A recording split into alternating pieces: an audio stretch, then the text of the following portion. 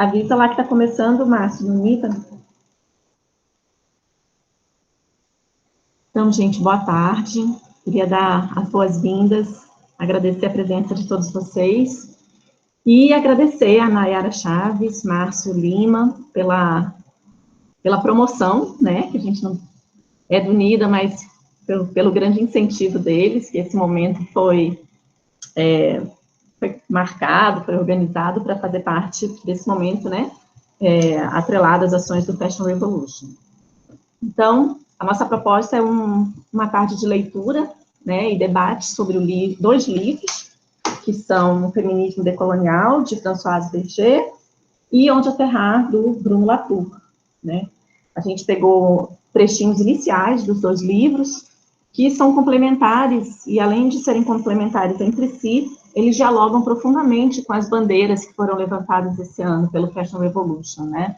A questão do racismo, a questão da presença de pessoas invisíveis nessas linhas de produção, e especialmente a questão da sustentabilidade, que é ela própria uma grande narrativa, né, daquilo que é chamado modernidade.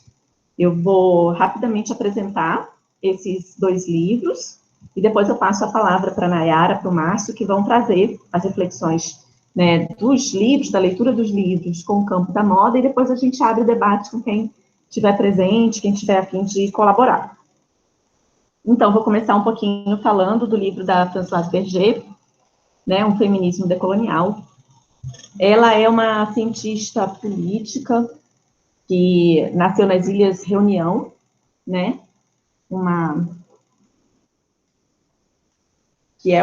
faz parte, né, das colônias francesas, e já foi professora em diversos países, né, na Argélia, no México, na Inglaterra, nos Estados Unidos, graduou-se em Ciências Políticas e Estudos Feministas na Universidade de San Diego, e tem PhD em Berkeley, na Califórnia, também na área de Ciência Política. A contribuição da Françoise Berger, ela é muito importante, ela dialoga com outros autores, né, ela dialoga especialmente, né, com os autores da América Latina, que clamam, né, por teorias, por epistemes que sejam construídas a partir das suas realidades. E esse livro, né, pelo menos o prefácio dele, foi escrito já durante a pandemia. Dos dois, isso é uma curiosidade, né, que os dois livros foram prefaciados nesses momentos. Então, esse livro, ele traz uma reflexão sobre o papel invisível de mulheres, né? Dizer que o preconceito e essa invisibilidade, eles são delineadores de corpos, né? Dos corpos cansados que abrem as nossas cidades, como ela bem coloca aqui no texto. E vai fazer uma reflexão sobre esses corpos são extenuados, né? Acordam cedo, pegam ônibus cheios, fazem movimentos pendulares enormes, gastam 2, 3, 4 horas, para que outros corpos sejam corpos saudáveis, corpos que que vão para a academia, corpos que vão para yoga, corpos que se alimentam depois, né, de uma forma super saudável, para alimentarem o sistema capitalista. Então, elas são as engrenagens desse sistema. Elas nunca têm tempo livre, porque elas estão sempre no movimento pendular, elas nunca têm retorno, né, desses sonhos que todas as pessoas têm, e elas nunca têm esse tempo para realizar seus sonhos. Então, essa discussão, ela cabe bastante, né, dessa relação com a moda, que fala especificamente das mulheres que limpam, né, mas a gente pode falar também das mulheres operárias, né. Esse livro, ele tem diálogo com livros mais antigos e livros contemporâneos. Acho que o Mulheres, Raça e Classe, da Angela Davis, ele é um livro que faz essa análise do processo, né, da construção do feminismo nos Estados Unidos, aborda essa interseccionalidade, né, entre gênero, raça e classe, e aqui isso, de novo, é acionado, né, dentro dessa perspectiva do decolonial. A gente não entrou ainda na parte do livro que fala sobre essa decolonialidade, mas a gente começa a entender como essa invisibilidade só aumenta, né? Como o sistema em que a gente vive, que a moda faz parte, né, dessa sociedade em que a gente vive, como isso tudo é reforçado como uma coisa comum, é naturalizado no nosso sistema, que a gente veja essas mulheres e não veja, né, ao mesmo tempo. Elas trabalham, muitas vezes, expostas a produtos químicos, jornadas extenuantes, dores, a condução cheia, né?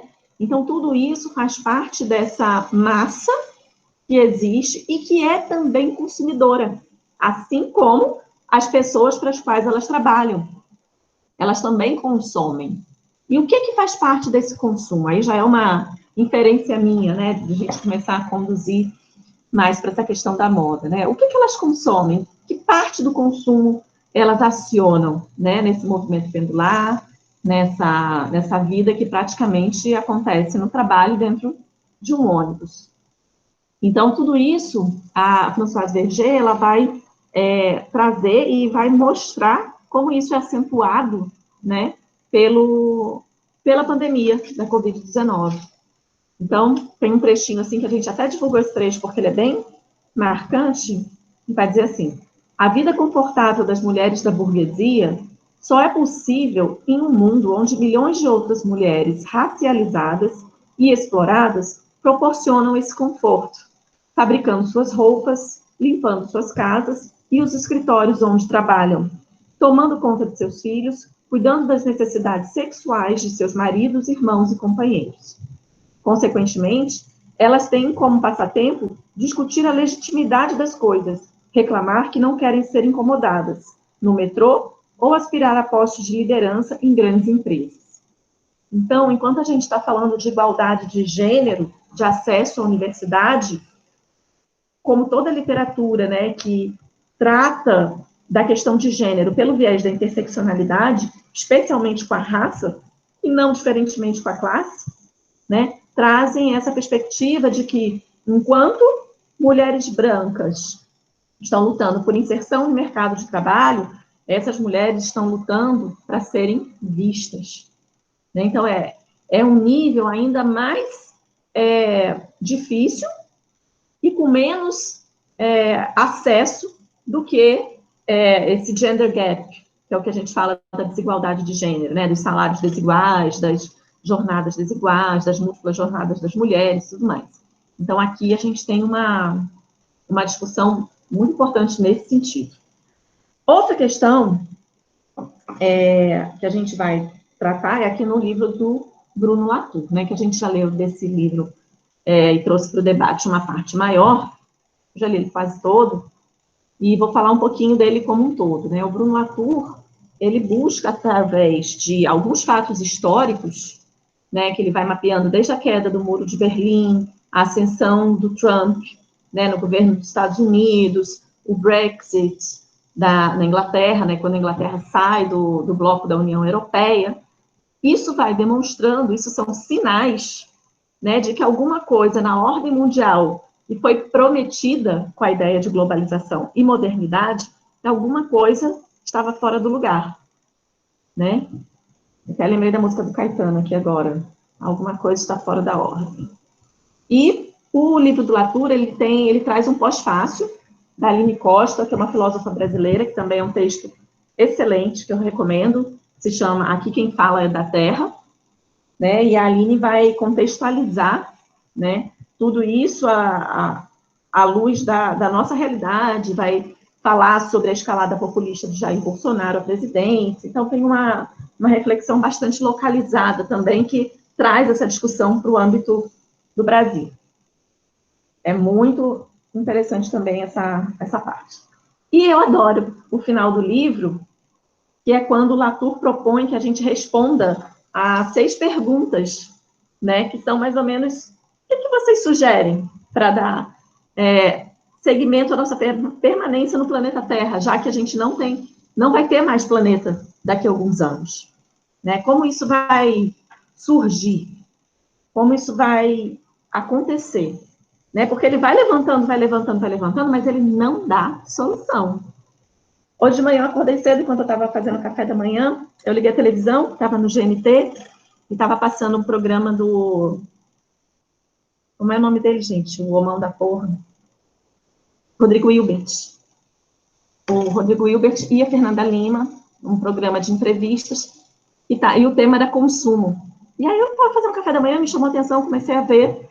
Eu terminei vendo o programa todo, porque foi muito bom. Estava a entrevistada Rita Von Hunt, que é a persona drag queen do Guilherme, esqueci o sobrenome dele, mas a Rita Von Hunt, ele é professora, ela é professora de literatura, e uma visão muito crítica e muito parecida com essa discussão que a gente vai ter hoje aqui, né, sobre, assim, não tem saída se a gente não implodir o sistema, né? Foi um pouco a conclusão que ela foi chegando, né, que quanto mais a gente cria uma ideia de que é possível viver de uma forma sustentável, a gente está criando, né, é como se fosse um molusco, né, a gente corta uma perna, nascem duas, corta uma perna, nascem quatro, né, como se fosse um monstro quimérico, que não adianta você dizer que vai mudar os seus hábitos, porque, primeiro, nesse caso, uma andorinha não faz verão, né? Precisaria de uma mudança muito mais ampla, né? Para se mobilizar. E aí a gente tem que falar, né, de um tema que o Latour toca aqui o tempo todo, que são as migrações, os êxodos, né? E como esses êxodos, essas grandes migrações, elas são também indícios, assim como esses fatos históricos que eu citei anteriormente, elas também são indícios dessa ruptura, né, com um pacto que foi selado lá atrás, que é o Pacto da Modernidade. E o Latour, em outro livro, né, ele já disse isso lá, jamais fomos modernos. Né? E o que ele quer dizer com isso? Que a globalização, né, como ela foi proposta, ela se constitui para determinados grupos e não para outros. E o que chega para a gente nesse momento que ele faz essa revelação aqui? É que ela nunca foi aquilo que ela prometeu, né? Que existe uma classe, né, dos muito poderosos, dos muito milionários, que cada vez ficam mais milionários, e isso a gente conseguiu ver claramente agora na pandemia, né? E mais tantos brasileiros entraram na lista dos bilionários mundiais. Por quê? Porque se uma massa foi empobrecida, para onde foi isso? Para a mão de poucos. Né? Então, as desigualdades, elas vêm aumentando ao longo de 40 anos, né? Como o Latour coloca aqui. Então, nesses últimos 40 anos, essa lacuna social, de classe, de renda, ela só fez aprofundar as situações de vulnerabilidade. E uma delas, né, é justamente a questão climática, que foi abordada já há muito tempo, né, desde a década de 50 existe debate sobre a questão climática, que na década de 70 foi retomada, né, com mais profundidade, e a partir da Rio 92, né, isso foi mundialmente assumido, né, essa crise, e debatido, mas não foi assumida por todos, né? Muitas vezes esses modernos, aqueles que estão visando, né, a globalização, botaram essa sujeirinha para debaixo do tapete, né, nesse intuito de trazer uma ilusão de que estava tudo bem e que todo mundo ia chegar nesse Eldorado trazido pela globalização. O que preconizava a globalização? Preconizava o acesso, preconizava o acesso a bens de consumo, preconizava o acesso aos recursos naturais, né? A igualdade de gênero, a igualdade de raça. Tudo isso foi lançado por essa ideia de globalização, só que não. Só que durante o meio do percurso, os próprios, né, vamos dizer assim, idealizadores e a vanguarda do processo de globalização percebeu que para ter para todo mundo precisariam de 3 planetas Terra. E o que aconteceu? Eles deixaram a boiada seguir, deixaram a boiada passar e começaram a tirar o seu time de campo. Começaram a fazer um movimento de sair do discurso da solidariedade, do todo mundo vai chegar lá junto, né? E começaram a ter atitudes de negar essa solidariedade mundial. Culmina com o quê? Com o Brexit em janeiro do ano passado, né? A Inglaterra, que foi a grande imperialista, né, que se lançou a esse discurso também da globalização, sai do jogo que ela própria criou. Por quê? Por causa das migrações. Especialmente por causa das migrações. A gente não quer, o mundo é de todo mundo, mas cada um na sua terra. Não venham para a nossa terra, não. Porque aqui é nosso. Só que o paradoxo disso tudo é que não adianta fechar a fronteira. A irradiação solar, a mudança climática, não vai respeitar a fronteira. Ela não é física. Desculpa, ela é física, ela não é localizada, assim, nesse sentido de vai bater na porta. Posso entrar? Não. Ela já está acontecendo. 2030 já vai ser considerado clima hostil, né? Se não reduzir. Por isso esse esforço todo que aconteceu essa semana, né? De fazer os líderes mundiais se comprometerem a emitir, a reduzir as emissões de carbono até 2030, né? E esse compromisso do desmatamento, tudo isso. Algumas semanas atrás eu vi também semana passada eu vi um documentário que me deixou assim bem chocada, que era o Seaspiracy na Netflix, que fala sobre os mares, né? Gente, me dá vontade de parar de comer peixe. Eu já não como muita carne, eventualmente eu como, mas assim, eu estava mais no peixe, mas agora nem peixe eu quero mais comer, eu só quero comer verdurinha. Porque é assustador o tipo de indústria que movimenta a morte, a dor, e não é só dos animais, das pessoas também, né? Pessoas escravizadas em barcos de pesca. E quantas pessoas escravizadas a gente vê também no mundo da moda, né? Não é à toa que essa semana foi constituída, depois a Nayara e o Márcio falam um pouquinho mais sobre isso, né? Então, esse livro do Latour, ele tem sido, assim, para mim, um guia, sabe? De como me localizar no antropoceno, né? Que é justamente como se orientar politicamente no antropoceno, que é o subtítulo do livro. Eu já falei mais do que eu deveria, apresentando os livros, eu vou passar a palavra. Então, quem vai falar primeiro? Márcio ou Nayara? Márcio? Então, vai lá. Posso falar?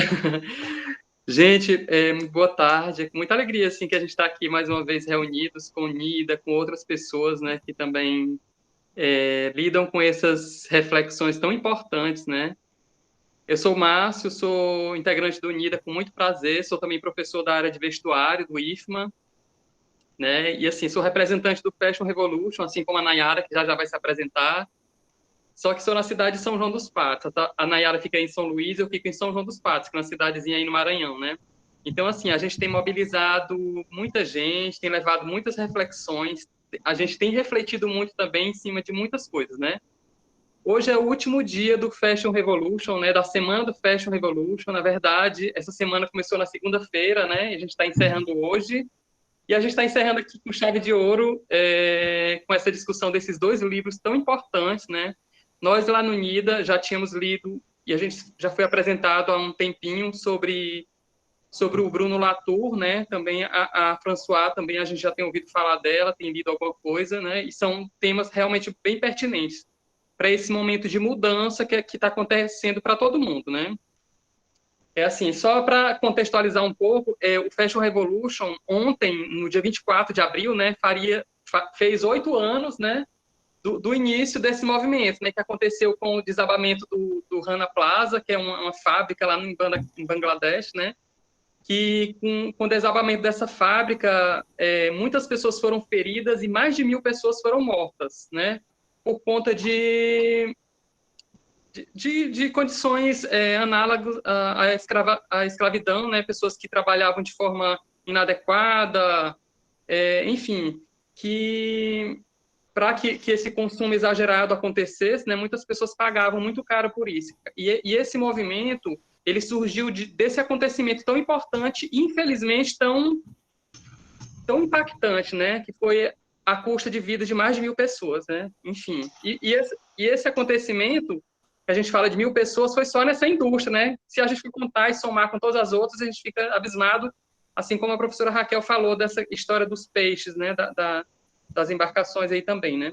Então, assim, o Fashion Revolution, ele veio para um movimento para dar um basta em toda essa situação, né? E fazer com que as pessoas reflitam, para que a gente reflita e que essa semana ela também não fique simplesmente em uma semana. Antigamente era um dia, né? O Fashion Day, né? Hoje é uma semana, a gente faz com uma semana. Né? Mas que não fique só essa semana, que a partir de amanhã, a segunda-feira, a gente possa colocar essas ações que tanto a gente viu, que tanto a gente discutiu sobre moda, especialmente sobre moda, né? Mas sobre tantas outras coisas que a gente vem debatendo, mas especialmente sobre moda, que a gente venha trazer para o nosso dia a dia, que a gente possa levar para o nosso aluno, para o nosso vizinho, para nós dentro da nossa casa, né? Que muitas vezes é um local propício para essa disseminação dessas informações, né? Então, assim, esses 2 livros, vou falar aqui inicialmente sobre o Bruno Latour, né, do livro Onde Aterrar, ele traz essas questões climáticas que tem tudo a ver, está relacionadíssimo à história da moda, né? Porque, assim, muitas indústrias, muitas facções, muitas empresas, marcas e fábricas, elas têm seus trabalhadores em condições de, como a gente falou, né, de escravidão, e que elas são totalmente invisíveis, né, mas que elas que pagam o pato, né, elas que pagam a conta de que a gente possa ter esse consumo tão exagerado, né.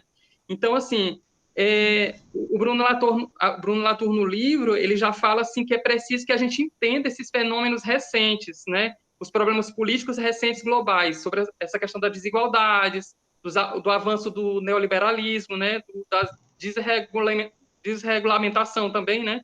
Todas essas coisas, elas fazem que essas crises, elas aumentem cada vez mais, né? Então, é preciso que a gente entenda tudo isso como um único fenômeno, porque muitas vezes, em muitos tempos, né, em muitos tempos atrás e até recentes, a gente tem separado, a sustentabilidade vem até aqui, a moda ela só lida com isso aqui, certo? A parte climática fica para os ecologistas, a gente vai tratar com a parte social, enfim, certo? Então é preciso, e o Bruno Latour traz isso muito bem, que é essencial e é urgente que a gente traga tudo isso junto para que a gente possa tomar alguma decisão, né?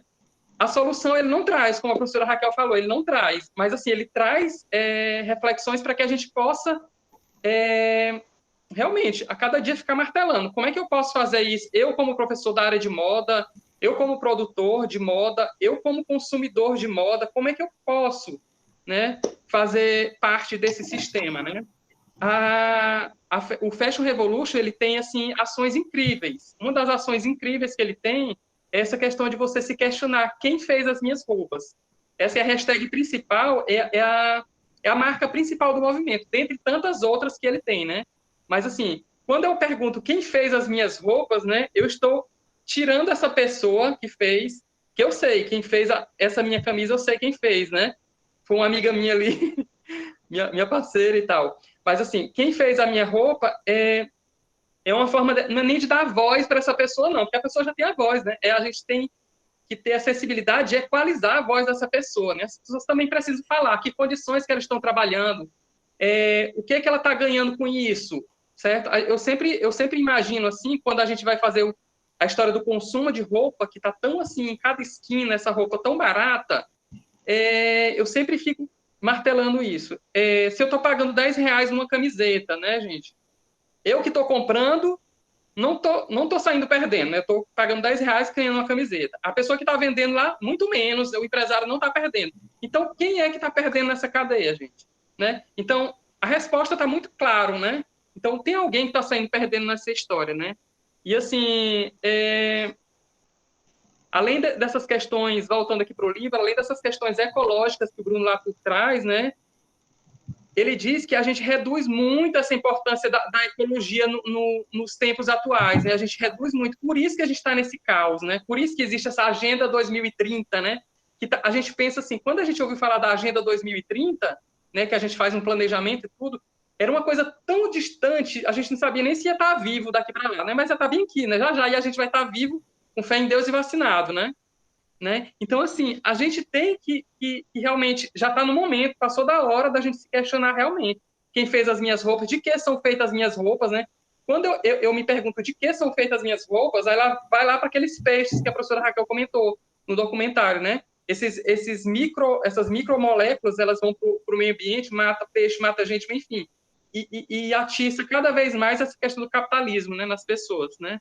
Então, esse livro do Bruno Latour, ele tem tudo a ver com essa questão do consumo desenfreado realmente que a gente está falando e dessas crises, desses riscos que as pessoas que trabalham com moda, que trabalham com algodão, que trabalham com tecido, que elas estão na lavoura, né? Elas estão no campo, então elas estão lidando com produtos químicos, estão lidando com sol, enfim, totalmente desprotegido, né? Então, de que forma que a gente pode colaborar, nós, como disseminadores da moda? Porque quando a gente fala em disseminador da moda, eu acho que já até se perdeu essa história de, a pessoa que trabalha com moda é o cara que dá a tendência do que se o azul pode usar com preto, se a cor da estação é o lilás, se pode usar com laranja. Eu acho que já passou essa parte aqui, sabe? Eu acho que o que a gente tem que propor, disseminar, nós como produtores de conhecimento, é isso. Como é que eu posso ajudar para aquela pessoa que está produzindo algodão lá? O que é que eu posso fazer? O que é que nós aqui da escola, do entorno, enfim, né? Então, assim, é super interessante essa história do Latour, essa reflexão do Latour, né? A Françoise Verger, ela traz também, assim, e traz, assim, de uma forma, assim, bem interessante sobre essa questão das mulheres racializadas, né, que ela trata, né? As mulheres racializadas, né? Que elas são invisíveis, como a professora Raquel bem comentou, elas são invisíveis para que outras pessoas se tornem visíveis, para que aquela mulher da classe média, da classe alta, ela possa ter um corpo legal de academia, para que possa ter uma alimentação saudável, possa vestir uma roupa bacana, para ela estar visível lá, enquanto que a outra invisível, né, está cada vez mais invisível, né? Então, e quando a gente fala, de algum tempo para cá, já tem se falado dessa questão da racialidade, né? Mas, assim, tem se trazido esse tema de uma forma tão grotesca. Vamos trazer para a moda as questões raciais. Aí já trata, não, vamos dar uma pegada étnica para nossa coleção. Aí o que é essa pegada étnica? É trazer alguma coisa meio indígena, uma miçanga, um grafismo, enfim, trazendo elementos que não caracteriza exatamente quem são essas pessoas, né? E nunca se dá um nome para isso. É étnico. É como se o étnico fosse um geral, né? Então, assim, a gente que está tentando ajustar isso, a gente tem que ter alguns cuidados, né? E a gente acha que o étnico sempre são os outros, né? Sempre são os outros. Isso é muito confortável, né, para o branco, né? Então, assim, a Françoise Verger, ela traz, assim, isso muito incrivelmente no livro, né? E, assim, o Fashion Revolution, ele traz essa questão de que a moda, ela precisa ser boa para todo mundo, certo? Não é porque a gente está aqui, não é dizendo assim, a gente está indo contra a moda, não, de forma nenhuma. Todo mundo aqui gosta de consumir e tal, mas que a gente tenha certas consciências, né? Que a moda seja boa para mim, mas que eu tenha consciência que a pessoa que está fazendo a minha roupa lá atrás também seja bom para ela. Por que não, né? Então, eu acho que essa é a cerne do movimento, certo? Que a moda seja legal, nesses padrões que a gente está caminhando para a sustentabilidade, mas que seja bom para todo mundo, né? Então, assim, que a gente desnaturalize essas coisas bobas que nos vem dado com o capitalismo, né? Que a gente desnaturalize, desconstrua. Esse é um momento de desconstrução, para que a partir de amanhã, eu falo amanhã, assim, meio cronologicamente, porque termina hoje a semana do Fashion Revolution, né? Mas que a gente possa amanhã levar para a nossa sala de aula, para a nossa casa, para o nosso bate-papo, enfim, né, para nossas lives, que a gente está trabalhando muito com isso. Então, assim, inicialmente é isso. A gente vai começando aqui, mas só queria dizer que esses dois autores são incríveis, eles dialogam perfeitamente com a ideia do movimento. Não foi, claro que eles não escreveram em consonância com o movimento, as coisas elas vão se difundindo, porque existem muitas pessoas que vão querendo que essas coisas, essas questões, elas fiquem no centro, né? Então, por isso que muita gente vai se encontrando, né? Então, e nós também estamos aqui para que a gente se encontre também nesse mesmo contexto, né? Então, eu vou passar a palavra agora para a Nayara e a gente vai conversando no decorrer aqui, tá bom? Muito obrigado. Olá, boa tarde a todos. Márcio e Raquel acabaram já falando um pouco de mim, representante aqui de São Luís, do Fashion Revolution, integrante do NIDA, com muito orgulho, porque foi a partir dele que conheci o Fashion Revolution. Então, Raquel propôs essa leitura, que é uma dinâmica que o NIDA já desenvolve, né, que é de estarmos estudando juntos. Foi muito feliz, porque casou com muito do que foi falado durante toda essa semana.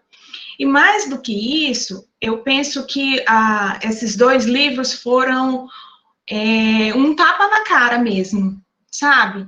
É uma sensação de você conseguir ver ali, registrado, aquilo que a gente vê no nosso cotidiano, né?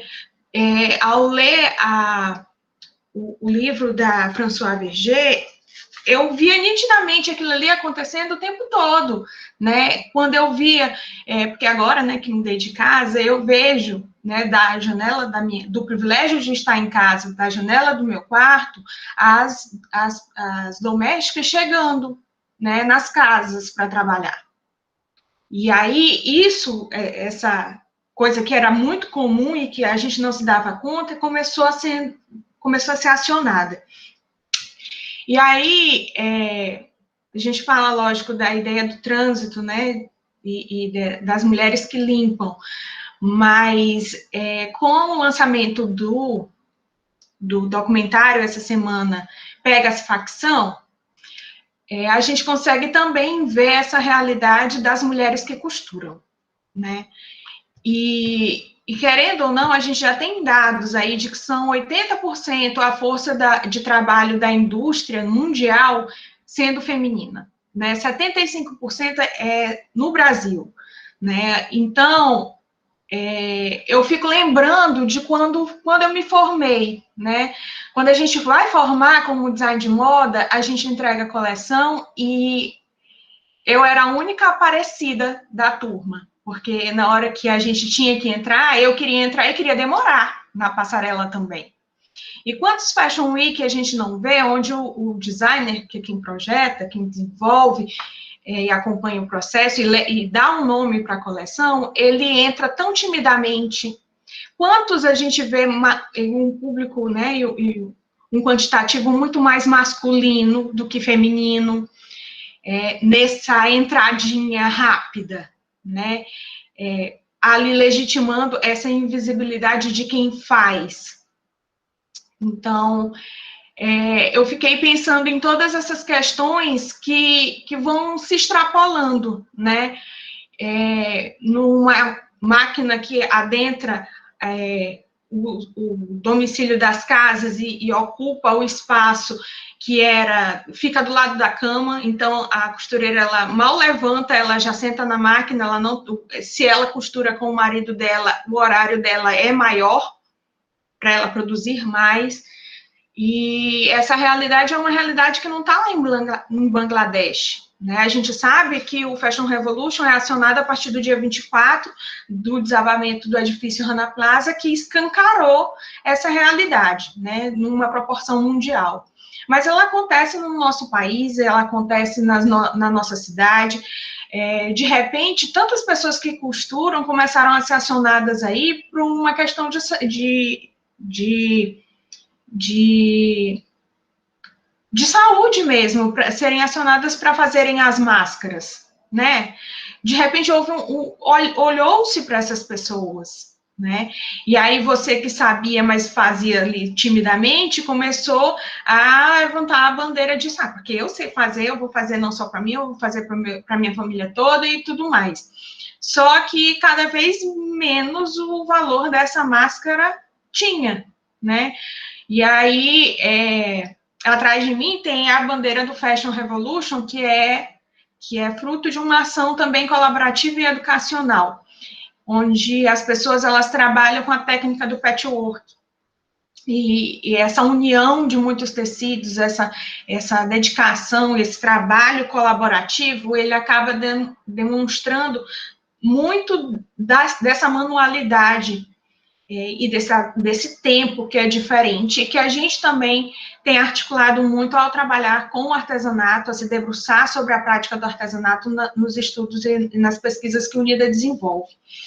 Então, esses tempos, eles são difíceis de serem equacionados, e eles revelam aquilo que também a gente conseguiu ver como uma pauta bem latente da Semana Fashion Revolution. Ano passado, a gente já teve a hashtag do que são feitas as minhas roupas, que é necessária se manter esse ano, e esse ano também a gente acionou mais uma, que é a cor de quem fez as minhas roupas, trazendo aí também essa questão racial para fazer parte, né, de tudo isso que a gente quer desconstruir, né, dentro da moda. E quando a gente pensa nessa mudança que a moda, que o Fashion Revolution propõe, nessa revolução que o Fashion Revolution propõe, é de uma mudança realmente sistêmica. Eu gosto sempre de frisar que aqui nosso objetivo não é que a gente acabe com a moda. Eu adoro moda, Márcio gosta de moda, vivemos de moda, né? E aí a gente precisa também fazer uma diferença, ter uma noção muito clara de que moda que a gente está falando, né? Quando eu ouço, por exemplo, como ouvi essa semana o Renato Carneiro numa mesa falando sobre moda e racismo, e aí ele diz que precisa da moda como uma forma de expressão das suas narrativas, como uma forma de demarcar o seu espaço, como uma forma de afirmar-se, né, de mostrar quem é dentro dessa cultura, mostrar uma cultura de resistência. Eu consigo ver positividade na moda. E aí, assim, uma das perspectivas que eu sempre gosto de trabalhar da moda é que ela é realmente efêmera, ela é transitória, ela é mudança, e ela é, sobretudo, um reflexo social, né? É porque a nossa sociedade começou, a partir de tudo o que o próprio Latour já acionou, né, de como é que a gente vem, de como as coisas começaram a ser reveladas para a gente também vai reagindo, né, e nessa reação, a moda vai absorvendo e vai refletindo isso de alguma forma. Então, essas outras pautas que antes não apareciam, começam também a emergir nesse momento. E aí, sim, a gente entende que essa plenitude que o Renato Carneiro fala lá na mesa de racismo e moda pela moda, é esse entendimento de que se ela é transformadora, se ela reflete essa sociedade que é passível de mudança, a gente precisa acioná-la da melhor forma, né? Da forma que a gente consiga agir por várias frentes, sem colocar um único culpado ou um único causador da dificuldade da gente se reorganizar, mas várias frentes. Então, eu como consumidora, eu como quem desenvolve, e aí essa semana também eu comecei a ver, que eu não via antes, aquela plaquinha, quem fez minhas roupas, eu comecei a ver para quem eu faço as minhas roupas, né? Então, esse posicionamento, né, essa visão crítica do design, que há tanto tempo eu venho questionando aí, desde quando a gente entrou para o Unida, começou a estudar com mais profundidade essa própria prática, né, com mais criticidade, a gente vê que isso tem mudado, né? Esse olhar para quem a gente está desenvolvendo e aí tentar fazê-la de fato democrática por essa via de mão dupla. E quem está no processo também, porque no momento que, mesmo que uma empresa, ela, para estar no meio da situação, da semana de Fashion Revolution, ela acione lá a costureira dela só para ela tirar uma foto para ela postar na janelinha dela lá da mídia social, aquela costureira, de alguma forma, ela é impactada por isso, por essa ação. E ela pode não refletir agora, mas aquilo ali pode, a longo prazo, já ser um indicativo, né? A gente espera que seja, né? E aí, uma outra questão que o Bruno Latour fala no texto é essa necessidade de a gente aprender com quem resistiu e sobreviveu, né? E eu acho que tem tudo a ver com também muito do que a gente tem estudado no NIDA. E aí eu aciono também o discurso do Ailton Krenak no Fashion Revolution do ano passado, onde ele faz um questionamento bem objetivo, como ele sempre é na sua fala, né? Se o nosso mundo acabar, cabe todo mundo no mundo da moda? Então, o Ailton coloca isso de uma forma muito... E aí, assim, eu vou nos detalhes. Ele não fala se o seu mundo acabar, é o nosso mundo, porque a visão deles é essa, né? De que precisamos ter essa noção de que compartilhamos o mesmo território. E aí, pensar nessa perspectiva também, pensar que a moda também, por essa visão do modernismo, acabou sendo esse espaço de exclusão, esse universo à parte, essa parte onde nem todo mundo cabe, né? E aí, pensar a democratização desse espaço sem que se precise criar um novo mundo para isso, né, começa a ser um desafio. E lá no próprio Bruno Latour também tem essa questão de que nós precisamos descobrir como, né, compartilhar uma mesma cultura, enfrentar os mesmos desafios e vislumbrar um panorama onde as pessoas, onde nós possamos explorar conjuntamente. E aí, não sei se foi alguma questão de tradução, mas se explorar conjuntamente, para mim, soou de um jeito extremamente contraditório, né? Já que a gente trabalha numa perspectiva de não mais pensar por essa lógica, né? Então, e aí são coisas que ele vai acionando como perguntas e como chaves para a gente ir pensando, mas que são muito desafiadoras, né? E aí eu volto para aquele trabalho de formiguinha, que não é suficiente, a gente sabe, mas que precisa acontecer e que em muitos lugares ainda não acontece. Quantas pessoas postaram lá na sua mídia social, perguntando para as marcas quem foi que fez as suas roupas, sendo acionadoras, né, desse processo, porque é legítimo, né, nós como consumidores temos poder, mas no momento em que um botão desprega, ela não recorre a um botão reserva se a roupa tem. Ela descarta, ela repassa as roupas para uma outra pessoa que tem um poder aquisitivo menor, e muitas das vezes aquelas que trabalham nas casas, né, aí as pessoas citadas pela Françoise Verger, como se elas não tivessem o direito de escolher aquilo que as representa, porque a moda também é isso, né, também é esse fator de afirmação de identidade, também esse espaço do sujeito se reconhecer, e a gente não pode acabar com isso, porque isso nos destrói, né? Então, a gente não pode acabar com a moda para tentar mudar tudo, a gente precisa remodelar aquilo que nela não funciona, não é positivo, e aí isso está no modo de produzir, está no entendimento, né, da cadeia produtiva como um todo, porque a gente pensa que fazer moda é só confeccionar a roupa, mas ela está lá na lavoura, ela está lá na pecuária, ela está lá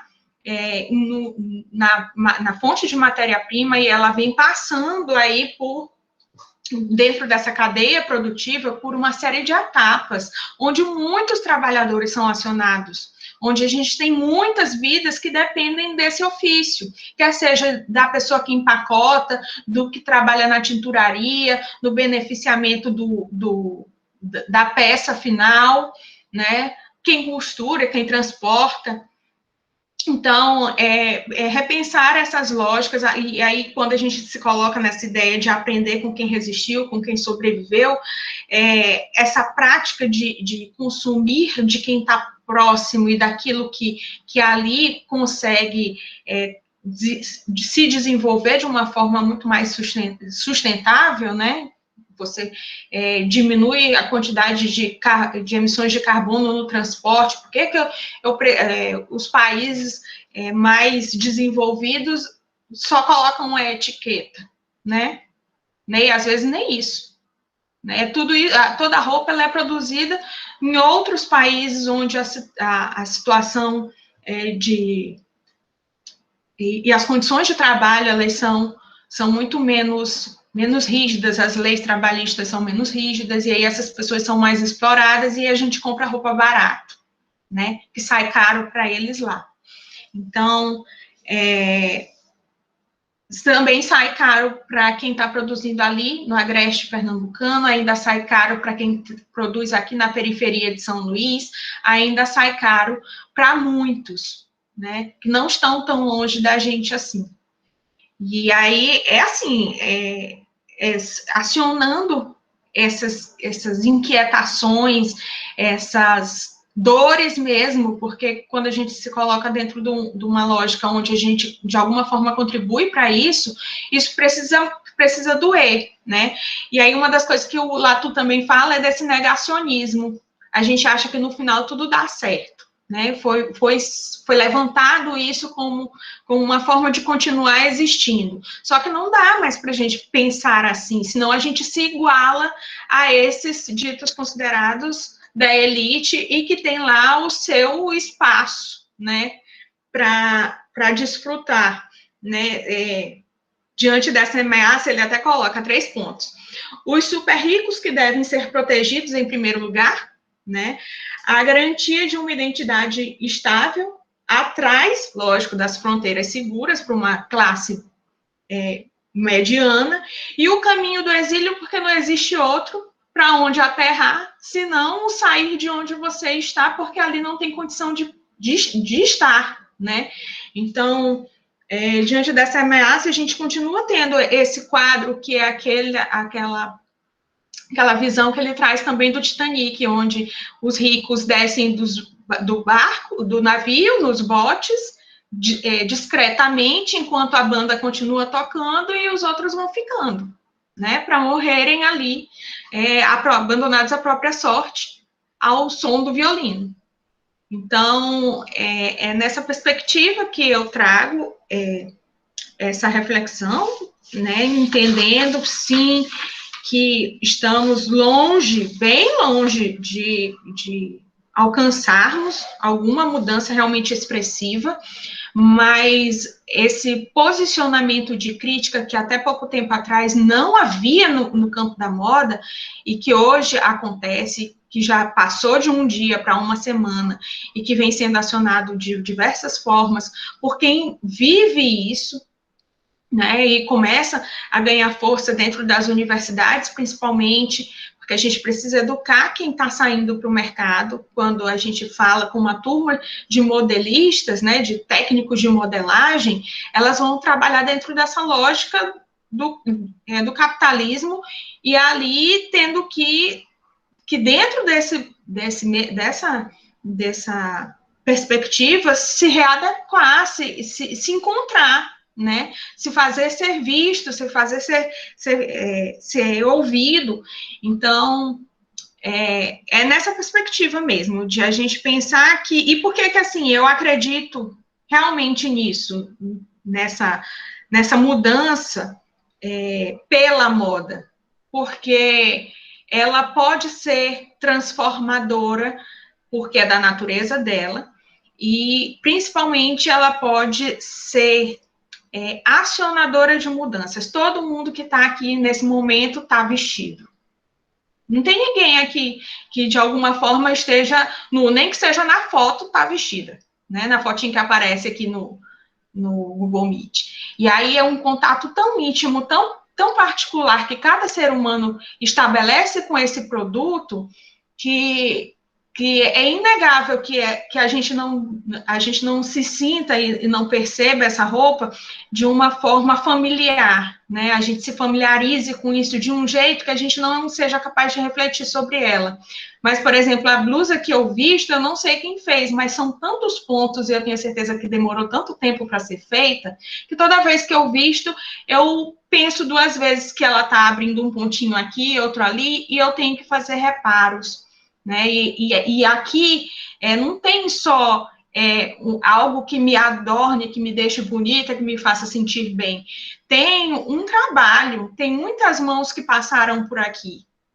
Né? E aí a gente começa a pensar no outro. E pensar no outro faz com que a gente pense por uma outra lógica, que não é mais aquela da passarela, onde só uma pessoa aparece timidamente. Você começa a olhar toda a engrenagem, né, sendo revelada. Essa transparência, ela é necessária, é direito nosso de consumidor e ela é potente para a mudança. É isso. Excelentes falas, obrigada, gente. Eu anotei aqui algumas questões, especialmente do livro do Latour, que são, né, conceitos que ele traz e que tem tudo a ver com essa discussão que a gente está tendo. O primeiro deles é o conceito de globalização mais e globalização menos. Eu acho que vale a pena a gente tratar um pouquinho disso. Uma coisa que o Márcio falou também sobre essa pegada étnica, né, o que significa essa pegada étnica, que na verdade a gente está falando de uma questão ética e política, muito estética, ética e política, então assim, não dá para a gente desmembrar. E a noção de pós-verdade, né, que também o Latour aciona aqui lá para o finalzinho do quinto para sexto capítulo, né, e que é justamente pós-verdade, que é quase dizer mentira, né? A gente diz que está vivendo essa época da pós-verdade, ele faz essa crítica aos jornalistas, mas, na verdade, é uma forma de contar uma narrativa, de manter uma narrativa que não dá mais para ser mantida, né? Que é essa de uma neutralidade perante a mudança climática, ou a omissão, a negação, né? O negacionismo, que a gente tem escutado essa palavra aí de cima a baixo. Se a gente pensa, por exemplo, na pandemia, né, que ela é fruto exatamente dessa globalização menos. O que é a globalização menos, né, para o Latour? Tem um trechinho que ele coloca, diz assim: passar de um ponto de vista local a um ponto de vista global ou mundial deveria significar uma multiplicação dos pontos de vista, o registro de um maior número de variedades, a consideração de um maior número de seres, de culturas, de fenômenos, de organismos e de pessoas. No entanto, hoje parece que globalizar significa exatamente o contrário de tal multiplicação. O termo designa a ideia de que uma única visão, completamente provinciana, proposta por apenas algumas pessoas, representando um número ínfimo de interesses, ligadas a alguns instrumentos de medida, a certos padrões e formulários, impôs-se a todos e se espalhou por toda parte. Não surpreende que ninguém mais saiba se devemos abraçar a globalização ou se devemos, ao contrário, lutar contra ela. E aí, a partir dessa definição, né, de que o que aconteceu com a globalização foi um estreitamento de possibilidades e visões de mundo pautados numa visão dominante, isso ficou chamado de globalização menos. E o que o Latour chama de globalização mais vamos dizer assim, o conceito de globalização. Seria aquilo que era o ideal que a globalização fosse, e que foi a narrativa a narrativa vendida como a narrativa da modernização. Se todo mundo se modernizar junto, todo mundo vai chegar, todo mundo vai poder consumir, todo mundo vai ter acesso, vai ter saúde, vai ter casa, vai ter recurso, né, vai ter conforto, quando o que aconteceu foi muito diferente. Por quê? Está na própria estrutura do sistema capitalismo o processo de acumulação, né? E se a gente se tem alguém acumulando, tem alguém perdendo, como o exemplo que o Márcio trouxe, né, da camiseta de R$10. Alguém está perdendo, porque se tem alguém ganhando, não é possível que todo mundo esteja ganhando com tão pouco, né? Então, esses dois conceitos que eu vou colocar já já para a gente debater, e aí a gente abre para todo mundo contribuir. E esse conceito, né, que o Márcio falou, que é trazer esse conceito do étnico, que a gente vê aí várias relações de moda, de empresas de moda com relação a comunidades, de buscar o conceito, de compartilhar o trabalho, e para onde vai o lucro, é outra hashtag que a gente precisa colocar aí, né? Para onde vai o dinheiro do processo colaborativo, né? Então, isso também precisa ser, tive a oportunidade de acompanhar o processo da Farm aqui com o Boi de Santa Fé, né? E ali teve, sim, uma tentativa de equalizar, mas ela é muito pontual, ao meu ver, né? Ela é muito direta, resolve ali um problema, mas o que a empresa ganha, não é nem questão financeira, mas é o que ela ganha de status por acionar a cultura popular, é muito maior do que qualquer retorno que ela possa dar financeiro àquela comunidade, né? Então, existem valores que são imponderáveis nessa troca, nessa relação da moda com comunidade. Então, eu coloco essas três questões, a da pós-verdade, das múltiplas narrativas e dessa ascensão que a gente vê das fake news. Isso tem tudo a ver com essa discussão aqui, porque a gente não sabe mais onde aterrar, ninguém sabe onde está o rumo, para onde a bússola está apontando o norte. E isso era claro há 40 anos atrás. A gente tem que se modernizar. 60, 70 anos atrás, a gente fala, não, é a modernização. Né? Na década de 50 era muito claro, no pós-guerra, né, que a modernização era a saída. Hoje isso não é mais. Então, narrativa em cima de narrativa, pós-verdade, cada um diz o que acha. Globalização mais, globalização menos, né? O que se ganha com essa globalização, quem ganha com a globalização, e essa discussão ética a partir dessa pegada étnica. Deixo com todo mundo, convidamos a todos presentes e todas a contribuírem também.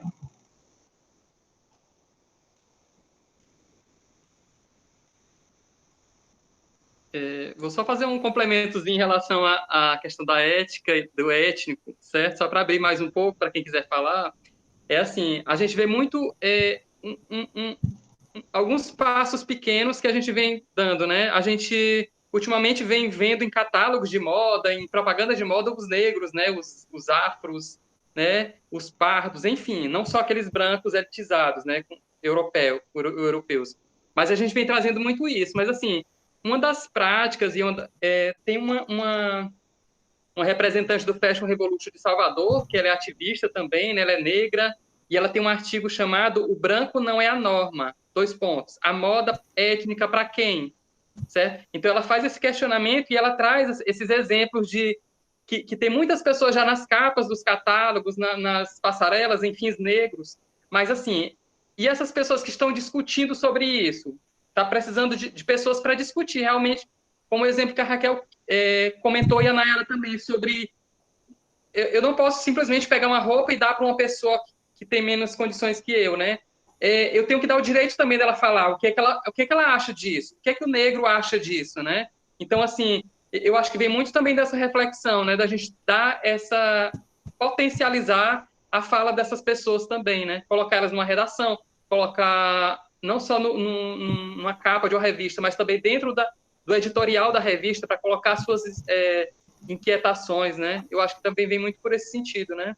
Para que a gente possa, como no artigo dela fala, dessa representante do Fashion Revolution, que essa pegada étnica para quem é? Para quem que você está falando disso? É só para promover a tua marca, né? Então, é interessante que a gente faça essa reflexão também. É isso. Exato. Quem mais gostaria de contribuir? Pode falar, gente. Todo mundo sabe falar de moda. Todo mundo vivencia moda.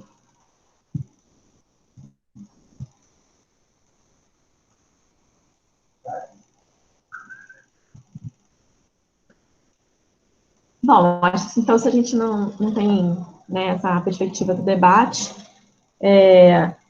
Márcio, Nayara, vocês gostariam de fazer mais alguma colocação? Eu só queria só complementar também mais uma coisa sobre o Bruno Latour. Ele, em outro livro, ele fala também sobre essa questão do ator-rede, né? E aqui nesse livro, De Onde Aterrar, ele traz um outro ator, né? Que ele chama de que ele até troca o ator por agente, né? Que é essa questão do terrestre, né? Isso. Que a gente tem que lidar com esse terrestre. Essa fala que a Nayara trouxe do Ailton Krenak é tão emblemática de que se acabar o mundo, né? Será que cabe todo mundo no mundo da moda, né? Então a gente tem que fazer essa nossa intermediação com o planeta, né? A gente, como o próprio Ailton Krenak fala, que nós não fazemos parte da natureza, nós somos a natureza, né? Então a gente tem que fazer essas negociações. Para que eu faça parte, para que eu seja natureza, eu também tenho que saber lidar com ela, né? Tenho que saber lidar com isso que sou eu, né? Como a gente diz, né? E aí, Márcio, essa perspectiva do terrestre, né, que é o que vai dar sequência, né, já dando as cenas dos próximos capítulos, né, que eu tô com muita vontade da gente se encontrar na próxima semana para ler mais 6 itenzinhos aqui para debater, são os quadros que o Latour faz aqui na frente, nos próximos itens, em que ele vai mostrar como era o sistema, né, das pessoas que saíam dos seus locais para ir para o global, e elas estão nesse fluxo, e as forças que regiam isso era você estar atrelado à direita política ou à esquerda, que era quem gostaria de se manter, e o ator principal era essa globalização, era rumo à modernização, deixando a tradição para trás. Existia um fora da Terra, né, que hoje até a Rita Von Hertz, naquela entrevista que eu falei com vocês, falou disso, né, a saída para esse planeta, quando esse planeta explodir, vão ser os bunkers e as estações espaciais, né, que a galera já está querendo fazer, né, outro planeta de fora mesmo, né, e ela estava falando exatamente sobre isso, que a gente não faz nem ideia, né, do que disponível tem para um bilionário em termos de tecnologia, para se pensar formas de alimentação, formas de regulação do sono, formas de regulação de mobilidade. Tudo isso é tecnologia que já existe, que a gente nem imagina, porque nós não somos bilionários, né? E isso é interessante, é uma ficção científica para a gente pensar, né? E não é ficção, já é realidade. O que ele fala aqui no livro, inclusive, é ficção política, né? E se todo mundo, de fato, soubesse que não dá mais, que não tem mais terra para todo mundo, né? E o que se faz com essa informação? Alguns negam e alguns resistem. E aí ele fala que quando existe esse outro polo, né? Esse quarto polo, que o terceiro polo é fora da Terra, né? Você pode sair da Terra. E o quarto polo é aquele do terrestre, né? Como a gente pensa esse terrestre? Porque quem está no rumo da globalização não consegue mais voltar para o tradicional, né? Não dá para simplesmente voltar para o que era antes. Mas esse terrestre é uma nova forma de se posicionar no mundo e como parte do mundo, né? Então, os próximos itens, eles vão tratar exatamente disso, né? Desse repensar o estar no mundo. Que implica, né? Um outro livro que eu estou lendo uns 5 ao mesmo tempo. Nunca leio até o final, porque eu fico lendo um pedaço de cada um, Amazônia. Que é o Como Ser Anticapitalista no Século XXI. E nesse livro, fala dessa utopia do capitalismo, né, de que é tido como a única forma, né, e os pensadores indígenas estão aí para mostrar para a gente que existem outras formas de se pensar e de se consumir, né, o consumo, ele existe independente da moda, independente do consumismo, independente de vários outros sistemas, né? O consumo, ele existe se a gente está respirando, se a gente está bebendo, se a gente não está, como a Nayara falou, minimamente vestido para estar aqui, nem que seja na foto, né? Então, tudo isso está atrelado com práticas de vida, né? Quando a gente estava aqui sem gravar, que ninguém tinha chegado, eu falei, gente, para mim, não dá para falar de sustentabilidade de uma marca que se diz sustentável se aquele preço não é acessível, Se eu vou deixar de comprar alguma coisa do meu item básico para comprar um produto de moda. Eu acho que aí é o primeiro passo. Né? A gente pensar esse acesso a todos. Tudo bem que existem as classes sociais, existem níveis de consumo diferentes, mas se a gente começa a elitizar os produtos sustentáveis, a gente está criando dentro do capitalismo. A gente não vai estar lidando com essa complexidade de uma forma a superá-la, a gente vai estar alimentando o processo. Né? Então, são questões assim, complexas, sistêmicas, como a Nayara falou, não dá para a gente pensar só numa ponta, e que é pensar as práticas, e esse impacto, né, que minimamente que seja compartilhar, escutar uma conversa sobre esses assuntos, já é grande coisa, já ajuda a gente a pensar no que a gente está fazendo, a gente questionar o que a gente consome, né? Eu assisti um documentário que me deixou passada sobre o consumo do peixe, eu achava que eu estava sendo super saudável comendo peixe. E não, eu estou alimentando uma indústria criminosa comendo peixe. Então, agora eu pensei, eu só como peixe quando eu for em colônia de pescador. Não compro mais peixe de supermercado. Se eu for lá na Raposa, eu vou comprar lá da mão do pescador o peixe.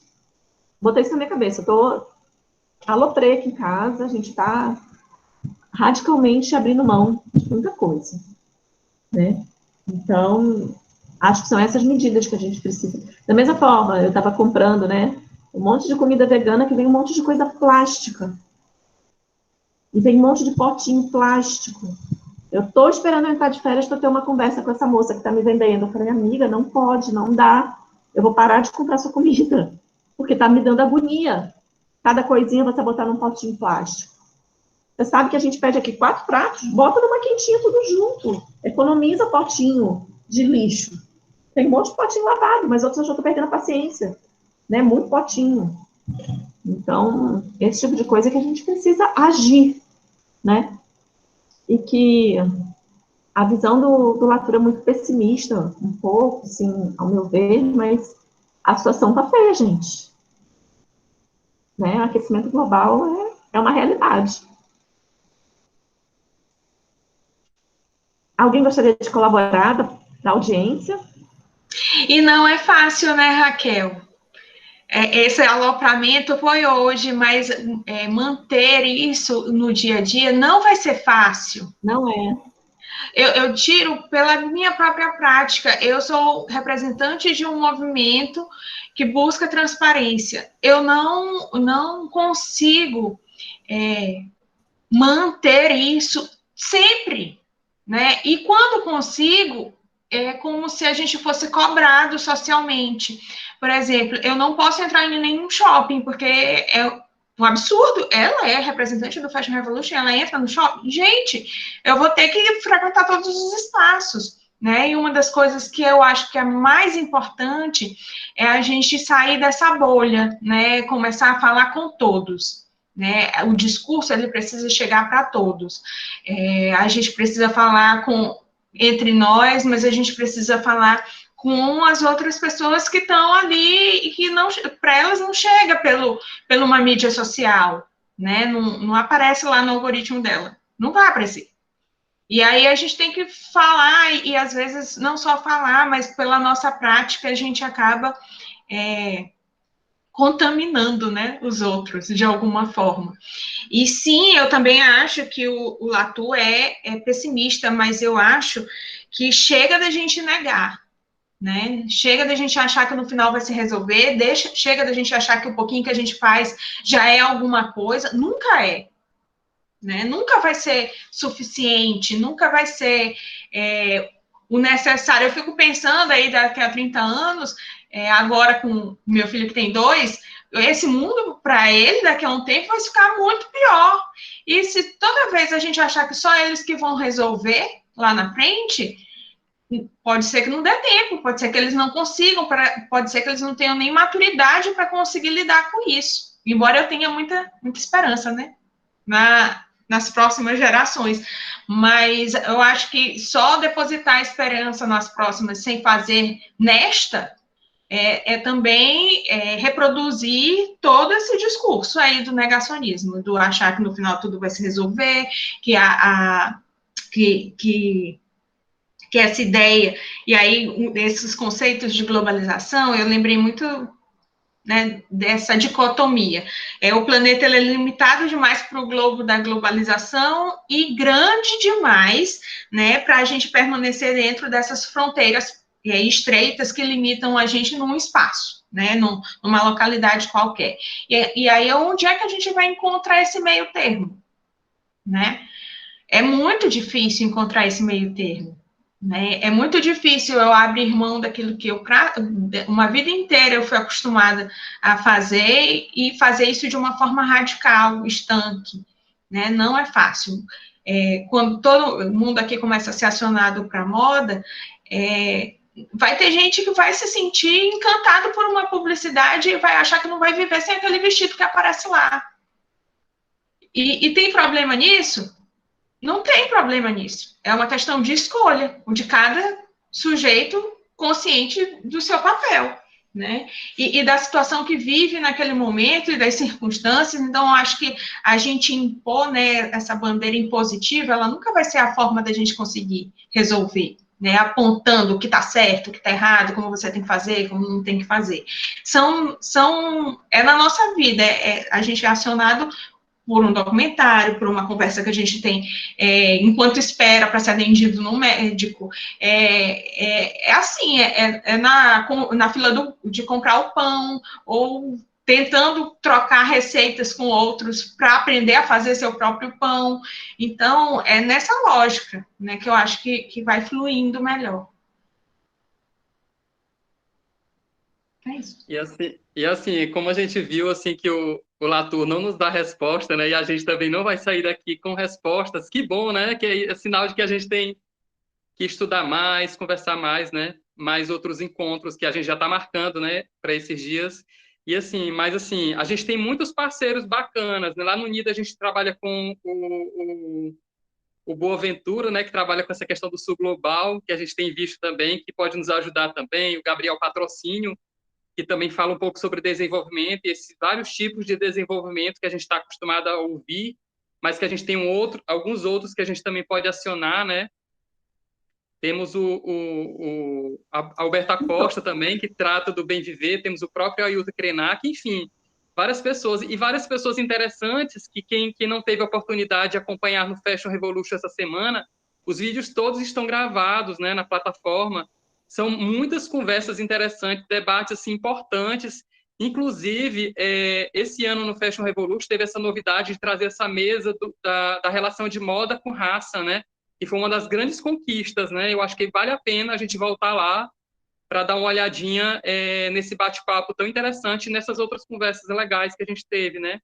Então, assim, para fechar a fala, assim, eu acho que a gente pode chegar com mais um questionamento que o próprio Latour fala, que ele diz assim, que tipo de conversão que a gente precisa, né, para sermos capazes de encarar de frente esse terrestre, né? A gente fica meio assustado, né? Mas que tipo de conversão a gente precisa ter para bater de frente com isso, né? Para que perspectivas, que motivações que a gente precisa ter para poder lidar e caminhar para frente, né? Nessa situação tão complicada. É isso. Acho que complementando tua fala, Márcio, acho que a gente se abrir mão, eu acho que a gente precisa fazer abrir mão do sonho americano que não é nosso. Sabe? Da gente começar a sonhar o que seria um sonho brasileiro, ou um sonho de quem é de Bangladesh, os sonhos locais, de pensar esses espaços, né, os nossos espaços como nações. Sair um pouquinho da própria globalização, que se a gente vai para o terrestre, a gente sai da linha da polaridade globalização-localização, né? A gente vai começar a pensar num mundo com outro tipo de fronteiras, né? Porque as migrações estão aí, elas não vão acabar, porque a crise climática está empurrando as pessoas, a falta de oportunidade, a fome, a não industrialização, que é uma grande contradição, né? Porque de alguma forma, onde tem alguma industrialização, tem miséria, né? De muitos tipos, mas é diferente da miséria onde tudo secou. Aí não tem nada mais, além do chão seco. Então, acho que a gente precisa começar a construir as nossas histórias, né? Que aí vai no rumo do Krenak, né? Essas histórias para adiar o fim do mundo. Quais são as nossas histórias? Quais são os nossos anseios, né? Enquanto povo, enquanto gente, enquanto família, né? Será que não é melhor quebrar aqui tudo e começar a plantar mais coisa, quebrar o quintal da minha casa? Entendeu? Isso é uma microação. Isso é micropolítica, né? Eu vou estar diminuindo a minha ingestão de agrotóxico, eu preciso ter tempo, eu preciso diminuir meu ritmo de trabalho. O que é que eu ganho trabalhando tanto? Né? São questionamentos que a gente precisa fazer. São esses questionamentos que vão nos direcionar a sair dessa globalização, que a gente ainda está no bojo dela, e ela não vai acontecer, né? Não do jeito que ela foi planejada, né? Só para contar essa novidade, e buscar outras formas de estar no mundo, né? Eu acho que essa é a grande mensagem que o Latour traz, né? Pelo menos nessa partezinha inicial do texto. Eu vou ler o documentário, né? Era segredo, né, Marcos? Ei, gente, eu recomendo todo mundo, viu, para assistir o Pega-se Facção. Se ainda não assistiu, estou me guardando para quando o carnaval chegar, porque retrata justamente essa realidade do agreste pernambucano, onde as famílias elas não têm terra para plantar, né? Então, ali já não tem mais...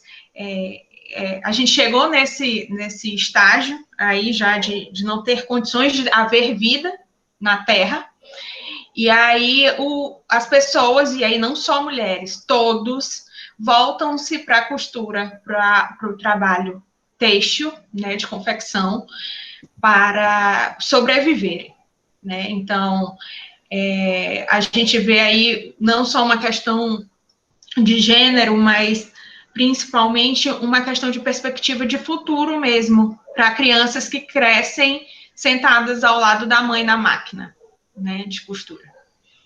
E aí, para quem está sem entender muita coisa, esse facção aí, na linguagem da moda, é justamente essa confecção, né, das peças, onde a pessoa chega com um projeto da roupa, com a modelagem, e ali é cortado e costurado.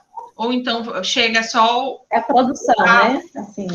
A roupa no ponto de costurar, ela já vem toda separadinha, cortadinha, com os pedaços para você só montar esse quebra-cabeças na máquina. Isso aí, a gente queria agradecer, então, a presença, especialmente queria agradecer a Nayara, ao Márcio, pela provocação, né? Acho que o dia de domingo já está todo mundo cansado, mas valeu muito a discussão. E aí fica o convite, se vocês quiserem continuar lendo, a gente pode manter a leitura, pensar outro dia da semana, algum diazinho à noite, final da tarde, para a gente terminar de ler o livro, que eu acho que vale muito a pena. E se for junto é mais legal, né? A gente pensa melhor junto. Isso aí. Obrigada, gente. Boa noite. Obrigado, Fiquem gente. bem. Um prazer grande. Obrigada. Obrigado, Nay, Raquel, todo mundo. Beijo. Bom demais vocês. Um beijo. Beijo. Tchau, beijo. Boa noite, tchau. Obrigada, gente. Boa noite.